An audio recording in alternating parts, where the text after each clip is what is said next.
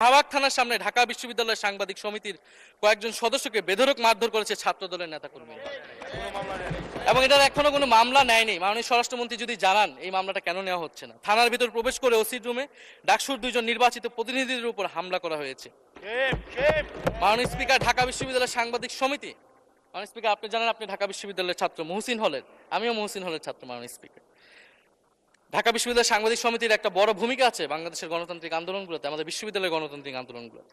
2 মাসে বিএনপির হাতে খুন হয়েছে 31 জন, ধর্ষণের ঘটনা ঘটেছে 14টি, বিএনপির চাঁদাবাজির খবর এসেছে 83টি, হামলার ঘটনা এসেছে 154টি। এর একটিতেও সরকার কার্যকর কোনো ব্যবস্থা গ্রহণ করেনি। ভারত বাংলাদেশকে 1971 সালের পর থেকে করদ রাজ্য পরিণত করার জন্য হেন চেষ্টা নেই যে করে নাই। মাননীয় স্পিকার, 6 আগস্ট বঙ্গভবনে আলোচনা শেষে ব্রিফিংয়ে মির্জা ফখরুল ইসলাম আলমগীর বলেন, ছাত্র জনতা বুকের রক্ত দিয়ে আমাদের নতুন এক সকাল উপহার দিয়েছে। বাংলাদেশ আজ দ্বিতীয়বার স্বাধীন হলো। এই স্বাধীনতা আমাদের রক্ত দিয়ে রক্ষা করতে হবে। মাননীয় স্পিকার, 2025 সালে 2 মাসে 4000 মানুষকে বাংলাদেশে পুশিন করেছে ভারত, ইন্ডিয়ান এক্সপ্রেস অনুযায়ী। মাননীয় স্পিকার, বক্তব্য ভেবেছিলাম শুরু করব অন্য বিষয় নিয়ে, কিন্তু আজকের অধিবেশনের দিনের আলোচনায় আমাদেরকে আরো বেশি অবাক করলেন মাননীয় অর্থমন্ত্রী। ফলে অর্থ সেক্টরের কিছু কথা, কিছু বক্তব্য দিয়ে আলোচনা শুরু করছি। আমরা যখনই ব্যাংকিং খাত বা অর্থ সেক্টরের আর্থিক খাতের কথা আসে, মাননীয় অর্থমন্ত্রী একটা বাক্যই বারবার বলেন যে বিএনপির সময়ে এরকম কোনো রেকর্ড নাই যে আর্থিক খাতে বিশৃঙ্খলা হয়েছে। উনি কিছুক্ষণ আগে অস্বীকার করলেন যে বাংলাদেশ ব্যাংকের গভর্নর একটা রাজনৈতিক নিয়োগ, তাদের দলের নির্বাচন কমিটির সদস্য, এবং তিনি এটা অস্বীকার করলেন। আমি মাননীয় স্পিকার টিআইবির একটা তথ্য আপনাদেরকে দিচ্ছি। বর্তমান সরকারি দলের যারা নির্বাচনের প্রার্থী হয়েছেন তাদের 59.41% ঋণগ্রস্ত, এবং যার বেশিরভাগ হচ্ছে সরকারি দলের। সংসদ সদস্যদের 11,000 কোটি টাকার বেশি ঋণ রয়েছে, যার অধিকাংশই সরকারি দলের। এদের অধিকাংশই ঋণ খেলাপি ছিলেন, নির্বাচনের আগে কিছু টাকা ঋণ দিয়ে পুনঃতফসিল করে নিয়েছেন। এবং বর্তমান যে বাংলাদেশ ব্যাংকের গভর্নর, তার স্পেশালিটিটা কি? তার স্পেশালিটি হচ্ছে এই ঋণ পুনঃতফসিল করা, এটাতে তিনি এক্সপার্ট। ফলে তাকে বাংলাদেশ ব্যাংকের গভর্নর কেন দেওয়া হয়েছে এটা খুব পরিষ্কার। মাননীয় স্পিকার, এই যে হাজার হাজার কোটি টাকার ঋণ, সেই ঋণগুলো যাতে ঋণ পুনঃতফসিল করতে পারে, সেই সুযোগ সুবিধাটা করে দেওয়ার জন্যই বাংলাদেশের ইতিহাসে প্রথমবারের মতো একজন ব্যবসায়ীকে বাংলাদেশ ব্যাংকের গভর্নর দেওয়া হয়েছে। ফলে জাতির সামনে এই জিনিসগুলো পরিষ্কার হয়েছে। এখন সামনের আর্থিক খাতে আরো নিয়োগ তারা কি বিবেচনায় দিবেন, এই জন্য আমরা তাদের উপর আর আস্থা রাখতে পারছি না। মাননীয় স্পিকার, রাষ্ট্রপতির উপর ধন্যবাদ জ্ঞাপন বক্তব্য। রাষ্ট্রপতির বক্তব্য আমি শুনিও নাই, পড়িও নাই, এবং সেই বক্তব্য দেওয়ার সুযোগ করে দেওয়াকে আমরা প্রত্যাখ্যান জানিয়েছিলাম। আমরা খুব স্পষ্টভাবে বলেছিলাম যে এই রাষ্ট্রপতি অপসারণ প্রয়োজন, তাকে গ্রেফতার করা প্রয়োজন। এই রাষ্ট্রপতির আর কোনো অধিকার নেই বঙ্গভবনে থাকার, এইখানে এসে বক্তব্য দেওয়ার।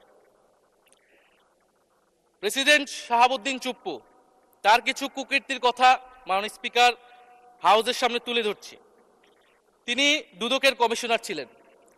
তাকে দুদকের কমিশনারের করা হয়েছিল 3টি অ্যাসাইনমেন্ট দিয়ে। 1 নম্বর হচ্ছে খালেদা জিয়া এবং তারেক রহমানের বিরুদ্ধে দুর্নীতির অভিযোগের শাস্তি নিশ্চিত করা। 2 নম্বর পদ্মা সেতুর দুর্নীতির অভিযোগ থেকে আওয়ামী লীগকে ক্লিন শিট দেওয়া। 3 নম্বর ফখরুদ্দিন মঈনুদ্দিন সরকারের সময় শেখ হাসিনা সহ আওয়ামী লীগ নেতাদের বিরুদ্ধে হওয়া দুর্নীতির মামলাগুলোকে বাতিল করে দেওয়া। এমন একজন ব্যক্তিকে বিএনপি সরকার রাষ্ট্রপতি হিসেবে এখনো মেনে নিচ্ছে। মাননীয় স্পিকার, আরেকটি ঘটনা বলি। 2009 সালে শেখ হাসিনার ক্যাঙ্গারু আদালতের নির্দেশে এই শাহাবুদ্দিন চুপ্পুর নেতৃত্বে 3 সদস্যের judicial inquiry commission on minority torture in 2001 করেছিল শেখ হাসিনার ক্যাঙ্গারু কোর্ট। এই প্রতিবেদন অনুসারে বিএনপির 26,000 বিএনপির নেতাকর্মীকে 2001 সালে ক্ষমতায় এসে কয়েক হাজার হিন্দুকে তারা হত্যা করেছে, এজন্য দায়ী করা হয়েছিল। মাননীয় স্পিকার, এবং আওয়ামী লীগ এই রিপোর্ট দেশে বিদেশে ফেরি করে তারা নিজেদের এখানে ক্ষমতায় থাকাটাকে পাকাপোক্ত করেছিল। মাননীয় স্পিকার, এই রাষ্ট্রপতি চুপ্পু এস আলমের হাতে ইসলামী ব্যাংকে তুলে দেওয়ার কারিগর 2 কোটি আমানতকারীকে পথে বসিয়েছিল এবং জুলাই গণহত্যার সময় তার ভূমিকা, ফ্যাসিবাদের সাথে তার সংশ্লিষ্টতা সবকিছু আমরা জানি। আমাদের দুর্ভাগ্য, এই দুর্নীতিবাজ, অপদার্থ, মিথ্যুক, গণহত্যার দোসর এখনো বাংলাদেশের রাষ্ট্রপতি। একটা আলোচনা কয়েকবার এসেছে যে রাষ্ট্রপতির অধীনে কেন শপথ নিয়েছি আমরা বলতে এখানে ব্যক্তিগতভাবে আমার কথাই বলেছে, কারণ আমি এখানে শপথ নিয়েছিলাম। তো মাননীয় স্পিকার, সেই সময়ের প্রেক্ষাপট আর এখনকার প্রেক্ষাপট কি এক? জুলাই গণ অভ্যুত্থানের পরে 5ই আগস্টের পরে আমাদের সামনে 2টা অপশন ছিল। আমরা বলেছিলাম জাতীয় সরকার করতে হবে, সেই জাতীয় সরকারের প্রস্তাব বিএনপি নাকচ করে দিয়েছে। আমাদের সামনে আরেকটা অপশন ছিল ক্ষমতা আর্মির হাতে তুলে দেওয়া। যদি আমরা সেই দিকে আগাতাম আজকে তারা এখানে বসতে পারতেন কিনা মাননীয় স্পিকার সেটা সন্দেহ আছে। দেশের স্বার্থে, দেশের স্থিতিশীলার স্বার্থে আমরা সেই সময় সরকারে গিয়েছিলাম, আমরা শপথ নিয়েছিলাম। কিন্তু বৈষম্যবিরোধী ছাত্র আন্দোলন খুব স্পষ্টভাবে 2024 সালে কিন্তু এই রাষ্ট্রপতির অপসারণ চেয়েছিল। সেই সময় সাংবিধানিক ধারাবাহিকতার কথা বলে রাষ্ট্রপতির পক্ষে অবস্থান নিয়েছিল বিএনপির মহাসচিব মির্জা ফখরুল আলমগীর সাহেব, তিনি নিজেই কথা বলেছিলেন। ফলে এখন তো একটা নির্বাচিত সরকার মাননীয় স্পিকার, এখন তো চাইলেই বিএনপি রাষ্ট্রপতি পরিবর্তন করতে পারে সরকার, এবং আমরা বিশ্বাস করি বিএনপিতে সেই ধরনের যোগ্য আস্থাভাজন ব্যক্তি নিশ্চয়ই রয়েছে। এবং সরকার দলের সদস্যরা অনেকে গৌরবের সাথে বলেছেন যে যেই রাষ্ট্রপতি জিয়াউর রহমানের বিরোধিতা করেছেন সেই রাষ্ট্রপতি এখন জিয়াউর রহমানের প্রশংসা করছে। মাননীয় স্পিকার, গাধাকে দিয়ে আপনি হাল চাষ করিয়ে এটার মধ্যে কোনো বাহাদুরি নাই। এটা আপনাদের দেউলিয়ত্ব, সরকারের দেউলিয়াত্ব যে সরকার এখনো রাষ্ট্রপতি পরিবর্তন করতে পারছে না। মাননীয় স্পিকার, এই অধিবেশনের পুরোটা সময় যদি আমরা সংস্কার, গণভোট, জুলাই সনদ, 72-এর সংবিধান নিয়ে অনেক কথা বলেছি, এবং একটা বিষয় আমার কাছে খুবই অদ্ভুত লেগেছে, কিছু মাননীয় সংসদ সদস্য তারা 72-এর সংবিধানকে 71-এর সাথে মিলিয়েছে। মাননীয় স্পিকার, আমার জানা নেই আসলে তারা কোন বিবেচনা থেকে এটি মিলিয়েছেন। এটা তো সবসময় আওয়ামী লীগ মিলিয়েছে মাননীয় স্পিকার। তারা 72-এর সংবিধানকে 71-এর ফসল হিসেবে, 71-এর চেতনার সাথে মিলিয়েছে। 72-এর মূলনীতিকে 71-এর মূলনীতি বলে 71-এর আদর্শ হিসেবে প্রচার করেছেন। আমরা তো সেটার বিরোধিতা করেছি মাননীয় স্পিকার সবসময়, এবং বিএনপির বহু নেতা এটার বিরোধিতা করেছে মাননীয় স্পিকার। 72-এর সংবিধানের ক্রিটিসিজম, সমালোচনা 72 সাল থেকেই বাংলাদেশে শুরু হয়েছিল। গত 16 বছর এই সমালোচনা তৈরি হয়েছিল। 72-এর সংবিধানের সমালোচনা মোটা দাগে 3টি। প্রথমত, এই সংবিধান স্বাধীন বাংলাদেশের নির্বাচিত প্রতিনিধিরা প্রণয়ন করে নাই। আমি সরকারি দলের মাননীয় সংসদ সদস্য ব্যারিস্টার নওশাদ জমির সাহেবের সাথে, ওনার সাথে আমি সহমত পোষণ করে বলতে চাই, একটা স্বাধীন দেশের শাসনতন্ত্র রচনা করার অধিকার, সুযোগ সেই দেশের নির্বাচিত প্রতিনিধিদের হওয়া উচিত। 72-এর সংবিধান রচনা করেছিল যারা 70-এর নির্বাচনে আইয়ুব খানের এলএফের অধীনে যারা নির্বাচিত হয়েছিল পাকিস্তানের শাসনতন্ত্র রচনা করার জন্য মাননীয় স্পিকার। দ্বিতীয়ত, এই 72-এর সংবিধান ইনহেরেন্টলি এটা একটা আনডেমোক্রেটিক কনস্টিটিউশন। একজন ব্যক্তির হাতে সকল ক্ষমতা অর্পণ করা হয়েছিল মাননীয় স্পিকার। সেই সময়ের শেখ মুজিবকে সামনে রেখে এই সংবিধান তৈরি করা হয়েছিল। একজন ব্যক্তির হাতে সংসদের ক্ষমতা, নির্বাহী বিভাগের ক্ষমতা, এমনকি বিচার বিভাগের ক্ষমতাও নানা কায়দা করে তার হাতে তুলে দেওয়া হয়েছিল মাননীয় স্পিকার। ফলে স্বৈরতন্ত্রের বীজ কিন্তু সেই 72-এর সংবিধান থেকে বাংলাদেশে শুরু হয়েছিল। এবং সবচেয়ে ইম্পর্টেন্ট, এই সংবিধান হচ্ছে মুজিববাদী আদর্শ দ্বারা রচিত হয়েছিল মাননীয় স্পিকার। 71-এর আদর্শ কিন্তু 4 নীতি ছিল না মাননীয় স্পিকার। 71-এর আদর্শ ছিল সাম্য, মানবিক মর্যাদা, সামাজিক ন্যায় বিচার। 72-এর সংবিধান এসে বলা হলো জাতীয়তাবাদ, বাঙালি জাতীয়তাবাদ, ধর্মনিরপেক্ষত্ব, গণতন্ত্র এবং সমাজতন্ত্র, এবং এটার বিরুদ্ধে বিদ্রোহ করেছিলেন মেজর জিয়াউর রহমান।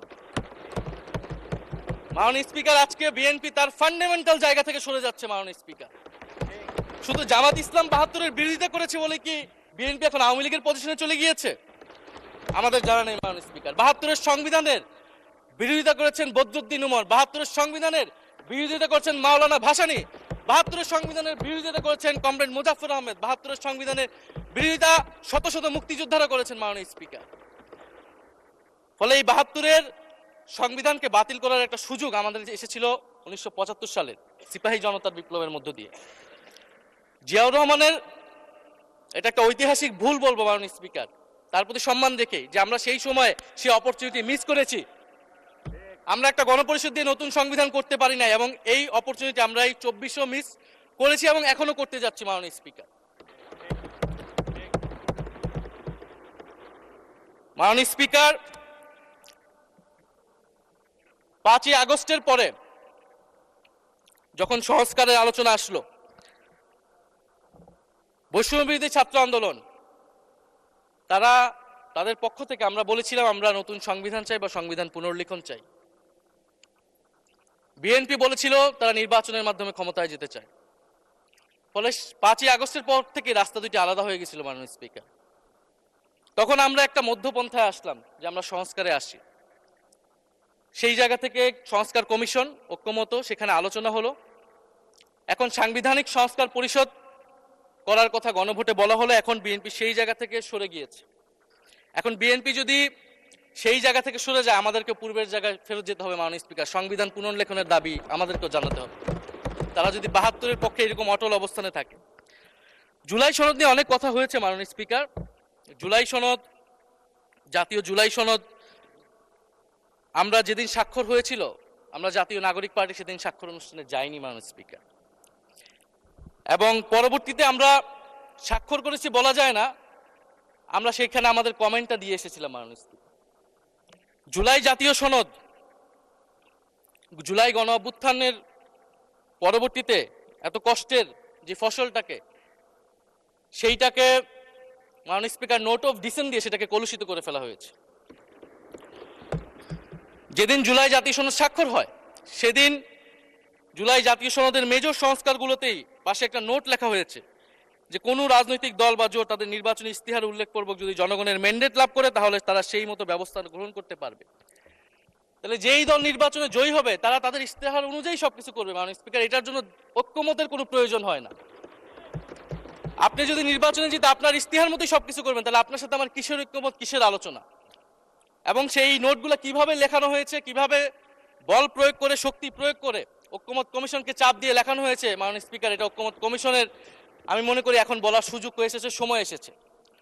ফলে জুলাই জাতীয় সনদ কে আমরা একসেপ্ট সেই সময় করতে পারি নাই, এবং মাননীয় স্বরাষ্ট্রমন্ত্রীর ভাষাকে ধার করে আমি বলতে চাই যে জুলাই জাতীয় সনদ এক অন্তহীন প্রতারণার দলিলে পরিণত করেছে মাননীয় স্পিকার বিএনপি এটাকে। এবং 72-এর সংবিধানকে আওয়ামী লীগ দলীয় ইস্তেহারে পরিণত করেছিল, কলুষিত করেছিল, এবং জুলাই জাতীয় সনদকে বিএনপি কলুষিত করেছে, দলীয় ইস্তেহারে পরিণত করেছে মাননীয় স্পিকার। আপনি বলছেন জুলাই জাতীয় সনদ, তারপরে আপনি দেখাচ্ছেন হচ্ছে আমার দলীয় ইস্তিহার, তাহলে এখানে তো কোনো ঐক্যমতের সুযোগ নাই। এরপরে আসলো গণভোট। গণভোটের আদেশ নিয়ে সমালোচনা আছে, এবং এই সমালোচনা আমরাও করেছি যে রাষ্ট্রপতি এই ধরনের অর্ডার দিতে পারে কিনা। কিন্তু গণভোটটাকে সবাই মেনে একটা কনসেনসাসের ভিত্তিতেই তো আমরা এই গণভোটে সবাই মিলে অংশগ্রহণ করলাম মাননীয় স্পিকার। বিএনপি এবং তৎকালীন বিএনপির বর্তমান মাননীয় প্রধানমন্ত্রী এবং চেয়ারপারসন, তিনি নিজেও সংস্কারের পক্ষে, হ্যাঁ পক্ষে ভোটে প্রচারণা করেছেন। ফলে আপনাদের ইলেকশনের আগে এটা পরিষ্কার করা প্রয়োজন ছিল যে এই গণভোট আপনারা মানেন না, এই গণভোটে হ্যাঁ বা না জিতুক এটার সাথে আপনাদের কোনো সম্পর্ক নাই। ওনারা কিন্তু মাননীয় স্পিকার সেটা করেননি। ফলে জুলাই গণভোট এটা রাজনৈতিক সিদ্ধান্ত এবং গণরায়। মাননীয় স্বরাষ্ট্রমন্ত্রী তিনি নিজেই সেই সময় বলেছেন যে গণরায় হচ্ছে সার্বভৌম ক্ষমতা, জনগণের রায় আসলে সেটা সকলেই মেনে নিতে বাধ্য হবে, এমনকি যদি সেটার বিরুদ্ধেও কেউ বিজয়ী হয় তারাও সেটা মেনে নিতে বাধ্য হবে। ফলে আমরা মনে করি যে এই গণভোট অনুসারে যে সাংবিধানিক সংস্কার পরিষদ, অতি দ্রুত সময়ের মধ্যে সাংবিধানিক সংস্কার পরিষদ গঠন করা উচিত, এর সুরাহা করা উচিত। আমরা তো মাননীয় স্পিকার অনেক দূর সরে এসেছি, নতুন সংবিধানের জায়গা থেকে সরে আসতে আসতে আমরা কোথায় আসলাম? আমরা খুবই সামান্য কিছু দাবি এখানে এসেছে, জুলাই জাতীয় সনদ বা গণভোট যেটাই বলেন না কেন, যে একটা উচ্চকক্ষ হবে ভোটের অনুপাতে, তত্ত্বাবধায়ক সরকার হবে। এই তত্ত্বাবধায়ক সরকার নিয়েই তো এত ঝামেলা, গত 16 বছরের এত আন্দোলন। কিভাবে নিয়োগ হবে এই নিয়োগটা আমাদেরকে জানতে হবে মাননীয় স্পিকার। নির্বাচন কমিশনার এবং সাংবিধানিক প্রতিষ্ঠানগুলোতে কিভাবে নিয়োগ হবে, একটা নির্দলীয় এবং গ্রহণযোগ্য নিয়োগ আমরা কিভাবে করতে পারি, যেটা দেশকে বিভাজিত করবে না, বিরোধী দলের উপরে বিরোধী দলের অধিকার ক্ষুণ্ণ করবে না, এবং সবচেয়ে গুরুত্বপূর্ণ বিচার বিভাগ পৃথকীকরণ মাননীয় স্পিকার। এগুলা আমরা 5ই আগস্টের পরে আসমান থেকে বলিনি। এগুলা গত 16 বছর আলোচনা হয়েছে, বিএনপির 31 দফায় আলোচনা ছিল, আরো অনেক রাজনৈতিক দলের আলোচনাতে, সংস্কারের আলোচনা থেকে আমরা মাননীয় স্পিকার ধার করেছিলাম। হ্যাঁ, বিচার বিভাগ এই মুহূর্তে পৃথকীকরণ বা বিচার বিভাগের স্বাধীনতা নিয়ে কনসার্ন আছে, কারণ আওয়ামী লীগের নিয়োগকৃত অনেক বিচারক মাননীয় স্পিকার এখনো রয়ে গেছে বিচারালয়ে, যারা এই জামিনগুলো করিয়েছে ফ্যাসিস্টদের। কিন্তু সেটার একটা সুরাহা আপনারা করেন, আমরা সহযোগিতা করব, কিন্তু তারপরে তো বিচার বিভাগের স্বাধীনতা মাননীয় স্পিকার নিশ্চিত করতে হবে। গুম এবং মানবাধিকার অধ্যাদেশ বাতিল করলেন, আপনারা বলছেন ভালো আইন নিয়ে আসবেন। তো ভালো আইন যতক্ষণ পর্যন্ত আনতে পারছে না ততক্ষণ পর্যন্ত মাননীয় স্পিকার আপনাদের সমালোচনাটা সহ্য করতে হবে। আপনারা ভালো আইন নিয়ে আসুন এবং অতি দ্রুত সময়ের মধ্যে নিয়ে আসুন, আমরা দেখি। মাননীয় স্পিকার, এই সংসদে, এই অধিবেশনে আরেকটি বিষয় বারবার এসেছে, সেটা হচ্ছে মুক্তিযুদ্ধ এবং জুলাই গণ অভ্যুত্থান। মুক্তিযুদ্ধকে মাননীয় স্পিকার আমরা শ্রদ্ধা করি। আমরা মনে করি এই প্রজন্ম যারা জুলাই গণ অভ্যুত্থানে অংশগ্রহণ করেছি, জুলাই গণ অভ্যুত্থানের মধ্য দিয়ে মুক্তিযুদ্ধের নতুন রূপ তৈরি হয়েছে, মুক্তিযুদ্ধের নবায়ন হয়েছে। মাননীয় স্পিকার, ফলে মুক্তিযুদ্ধের সাথে জুলাই গণ অভ্যুত্থানের কোনো সাংঘর্ষিক অবস্থান নেই। আমরা বারবার বলেছি মুক্তিযুদ্ধ, জুলাই গণ অভ্যুত্থান হচ্ছে মুক্তিযুদ্ধেরই আরেকটি ধারাবাহিকতা। মুক্তিযুদ্ধে আমরা সাম্য মানবিক মর্যাদার কথা বলেছি, জুলাই গণ অভ্যুত্থানে আমরা বৈষম্য বিরোধী গণতান্ত্রিক বাংলাদেশের কথা বলেছি। মাননীয় স্পিকার, কোথায় পার্থক্য, কোথায় আলাদা, এবং কোন ঘটনা বড় কোন ঘটনা ছোট, এটা অহৈতুক তর্ক। মাননীয় স্পিকার, আমরা কেউ বলি নাই যে জুলাই গণ অভ্যুত্থান মুক্তিযুদ্ধের থেকে বড়, বা জুলাই গণ অভ্যুত্থান 90-এর থেকে বড় বা 90-এর থেকে ছোট। জুলাই গণ অভ্যুত্থান এক বিশেষ ঘটনা বাংলাদেশের ইতিহাসে, মুক্তিযুদ্ধ এক বিশেষ ঘটনা, মুক্তিযুদ্ধ বাংলাদেশের ফাউন্ডেশন। মাননীয় স্পিকার, এটার ব্যাপারে আমরা আনকম্প্রোমাইজেবল, এটা নিয়ে কোনো বিতর্কের কোনো সুযোগ নাই। তবে এই কথাটা ওনারাই বারবার বলে মুক্তিযুদ্ধকেও ছোট করতেছেন, জুলাই গণ অভ্যুত্থানকেও ছোট করতেছেন। আরেকটি বিষয় মাননীয় স্পিকার, মুক্তিযুদ্ধর কথা যখন এসেছে, আমরা যে সাম্প্রতিক সময়ে জাতীয় মুক্তিযোদ্ধা কাউন্সিল জামুক আইন সংশোধন করা হলো, অধ্যাদেশ পাশ করা হলো, সেখানে কিন্তু একটা গুরুত্বপূর্ণ সংশোধনী এসেছে। মুক্তিযোদ্ধাদের সংজ্ঞা থেকে মুজিব বাহিনীকে বাদ দেওয়া হয়েছে। মাননীয় স্পিকার, এবং আপনারা জানেন যে এই মুজিব বাহিনী, সেটাকে সংযুক্তির মাধ্যমে হাজার হাজার ছাত্রলীগের নেতাকর্মীকে মুক্তিযোদ্ধা সার্টিফিকেট দেওয়া হয়েছিল। মাননীয় স্পিকার, মুজিব বাহিনীর রোল কি ছিল, এটা আপনারা এখানে যারা অভিজ্ঞ মাননীয় স্পিকার অনেক মুক্তিযোদ্ধা আছেন, তারা ভালো করেই জানেন। মুজিব বাহিনী তৈরি হয়েছিল অন্তর্ঘাত তৈরি করার জন্য। তারা অস্ত্র হাতে দেশে পাকিস্তান বাহিনীর বিরুদ্ধে যুদ্ধ করে নাই, তারা দেশে ঢুকে মুক্তিযুদ্ধের আওয়ামী লীগ বাদে অন্য যেই পক্ষগুলো রয়েছে তাদেরকে হত্যা করেছিল। মাননীয় স্পিকার, ফলে মুজিব বাহিনী কিন্তু কোনো মুক্তিযোদ্ধা না বর্তমান আইন অনুসারে। কিন্তু এখানে অনেক মুজিব বাহিনীর কিছু লোক আছেন, তারা নিজেদেরকে মুক্তিযোদ্ধা হিসেবে বারবার জাহির করছে। ফলে আমাদেরকে এই ফারাকটাও করতে হবে। মাননীয় স্পিকার, এবং মুক্তিযুদ্ধের পক্ষ বিপক্ষের রাজনীতি গত 50 বছর ধরে হয়েছে, আমরা এই সমাধান এখনো কেন করতে পারিনি? মাননীয় স্পিকার, এর দায়ভার কে নেবে? বিএনপি কি নেবে না, যারা 29 বছর জামাতের সাথে রাজনীতি করেছে? একটা কথা তো এখন সবাই বলে, সাথে থাকলে সঙ্গী, না থাকলে জঙ্গি। ফলে এটার দায়িত্ব ছিল তো উনাদের, এই রিকনসিলিয়েশন তৈরি করা, এই প্রশ্নের সুরাহা করা।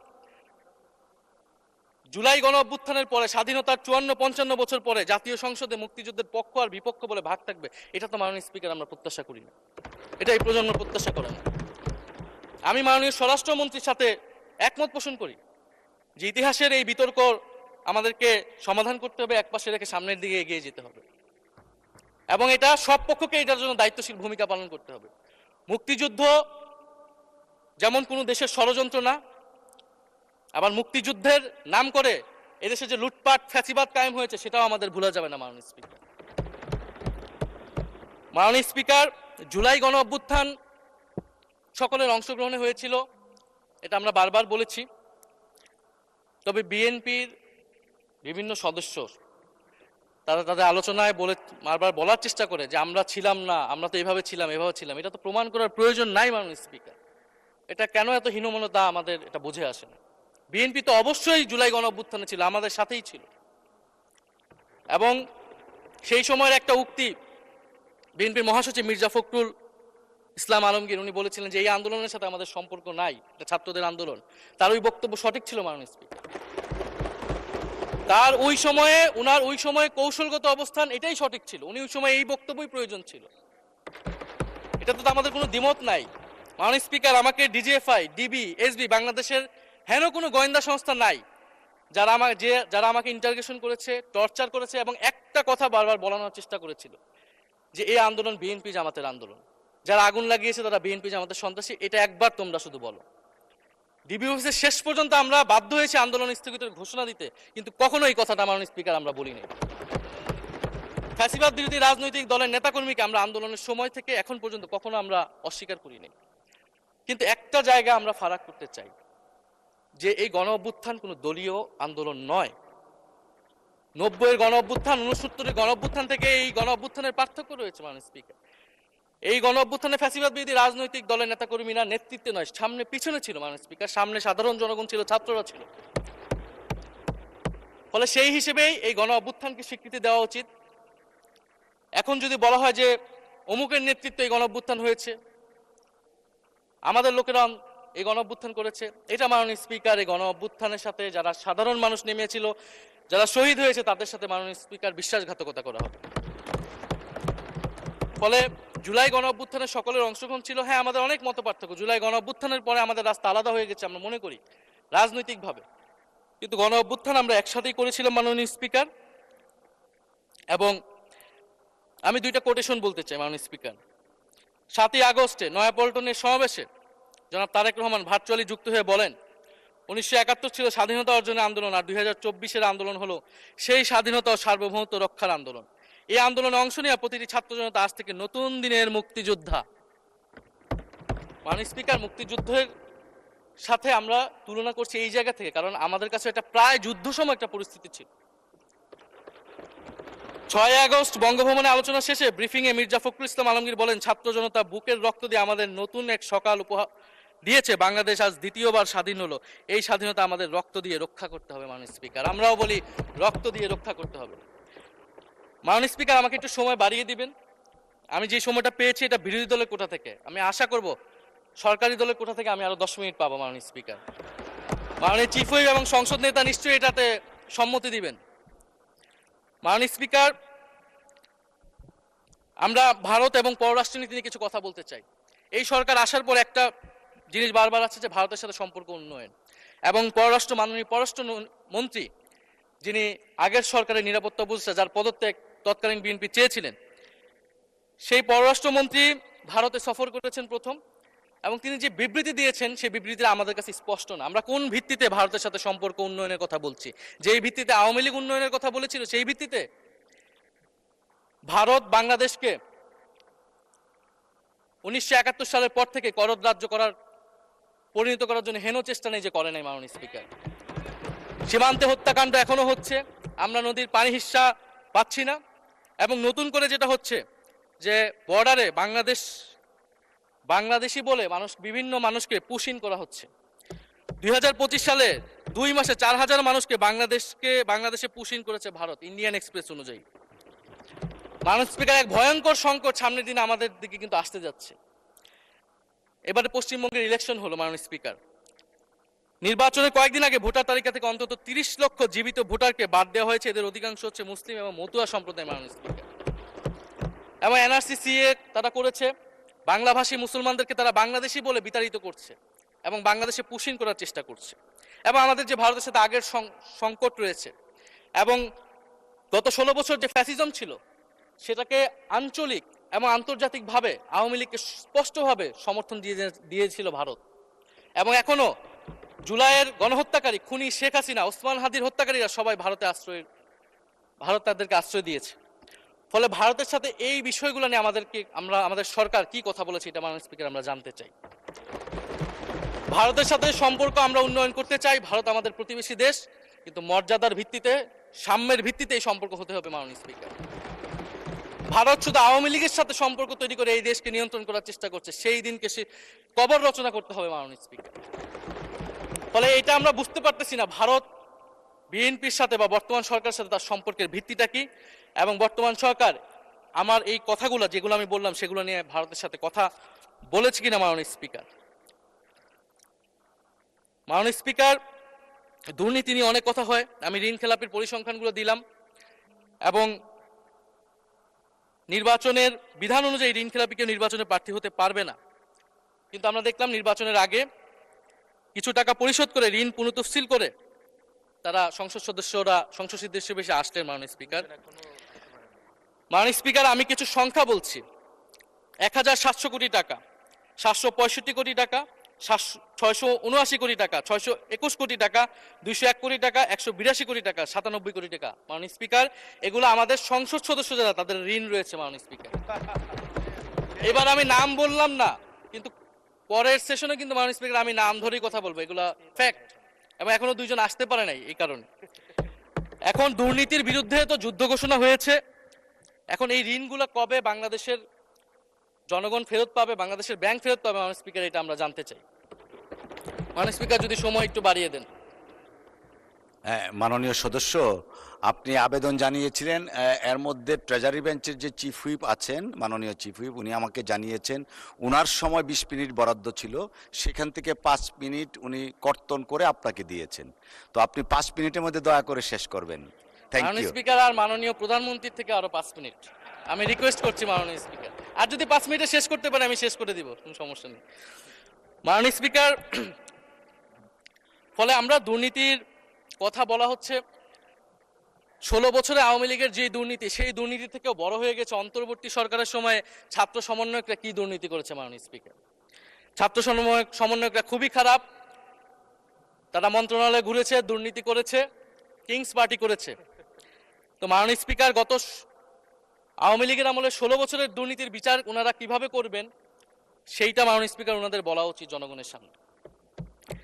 এবং আরো ভালো হয় যদি 2001 থেকে 6 সাল পর্যন্ত মাননীয় স্পিকার যে দুর্নীতির অভিযোগগুলো এসেছিল সেটারও একটা স্বচ্ছ তদন্ত মাননীয় স্পিকারের বর্তমান সরকার করে। দুর্নীতি কেউ না কেউ তো করেছে, কারা করেছে তাদের নাম বাংলাদেশের জনগণের সামনে উন্মুক্ত করা হোক, কারণ সেটার জন্যই তাদেরকে ভোগান্তি পোহাতে হয়েছে 1/11 ষড়যন্ত্রের মাধ্যমে। বর্তমান প্রধানমন্ত্রী, তাকেও কিন্তু দুর্নীতির মিথ্যা অভিযোগ দিয়ে মাননীয় স্পিকার তার বিরুদ্ধে মামলা করা হয়েছিল। মাননীয় স্পিকার, মাননীয় স্বরাষ্ট্রমন্ত্রীর দৃষ্টি আকর্ষণ করছে, একটু আইন শৃঙ্খলা নিয়ে কথা বলি। 2 মাসে বিএনপির হাতে খুন হয়েছে 31 জন, ধর্ষণের ঘটনা ঘটেছে 14টি, বিএনপির চাঁদাবাজির খবর এসেছে 83টি, হামলার ঘটনা এসেছে 154টি, এর একটিতে সরকার কার্যকর কোনো ব্যবস্থা গ্রহণ করেনি। মাননীয় স্পিকার, শাহবাগ থানার সামনে ঢাকা বিশ্ববিদ্যালয়ের সাংবাদিক সমিতির কয়েকজন সদস্যকে বেধড়ক মারধর করেছে ছাত্র দলের নেতাকর্মীরা, এবং এটার এখনো কোনো মামলা নেয়নি। মাননীয় স্বরাষ্ট্রমন্ত্রী যদি জানান এই মামলাটা কেন নেওয়া হচ্ছে না। থানার ভিতর প্রবেশ করে ওসির রুমে ডাকসুর 2 জন নির্বাচিত প্রতিনিধিদের উপর হামলা করা হয়েছে। মাননীয় স্পিকার, ঢাকা বিশ্ববিদ্যালয়ের সাংবাদিক সমিতি, মাননীয় স্পিকার আপনি জানেন আপনি ঢাকা বিশ্ববিদ্যালয়ের ছাত্র, মহসিন হলের, আমিও মহসিন হলের ছাত্র। মাননীয় স্পিকার, ঢাকা বিশ্ববিদ্যালয়ের সাংবাদিক সমিতির একটা বড় ভূমিকা আছে বাংলাদেশের গণতান্ত্রিক আন্দোলনগুলোতে, আমাদের বিশ্ববিদ্যালয়ের গণতান্ত্রিক আন্দোলনগুলোতে। মাননীয় স্পিকার, মাজার হামলা নিয়ে কিছু কথা বলতে চাই। এই সরকারের আমলেও আমরা দেখলাম যে কুষ্টিয়ায় মাজারে হামলা করে একজনকে হত্যা করা হয়েছে। মাননীয় স্পিকার, এটা আমরা নিন্দা এবং প্রতিবাদ জানাই।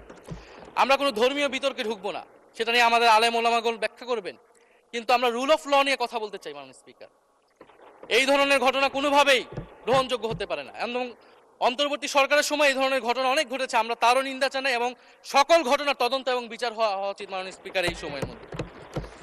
মাননীয় স্পিকার, জঙ্গিবাদ নিয়ে নতুন করে কথা আসছে, সরকারের প্রতি অনুরোধ থাকবে আপনারা একটু সমন্বয় করে বক্তব্য দিন। স্বরাষ্ট্রমন্ত্রী বলছেন জঙ্গিবাদ নেই, আবার মাননীয় প্রধানমন্ত্রীর উপদেষ্টা বলছেন জঙ্গিবাদ আছে, জঙ্গি আছে।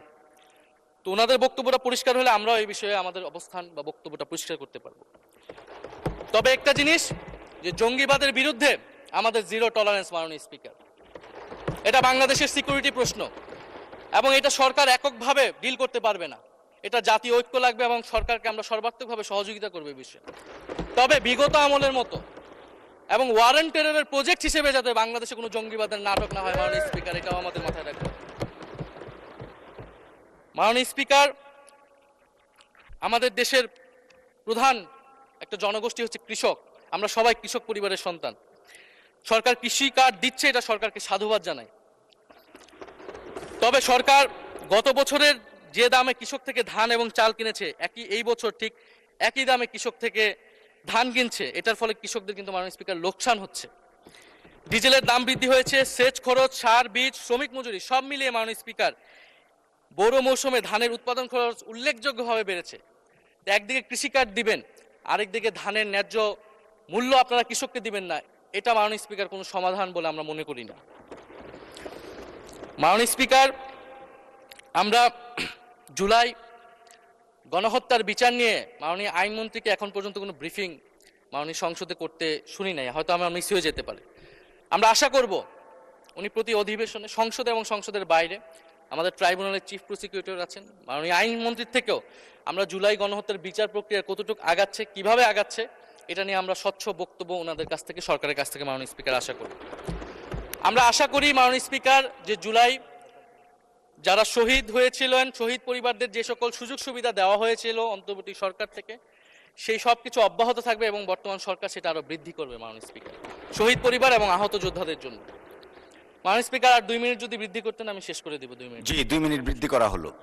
মাননীয় স্পিকার, আমরা এই জুলাই গণ অভ্যুত্থানে এই প্রজন্ম কর্মসংস্থানের বড় একটা দাবি নিয়ে কিন্তু মাননীয় স্পিকার চাকরির আন্দোলন থেকে আন্দোলনটা শুরু হয়েছিল।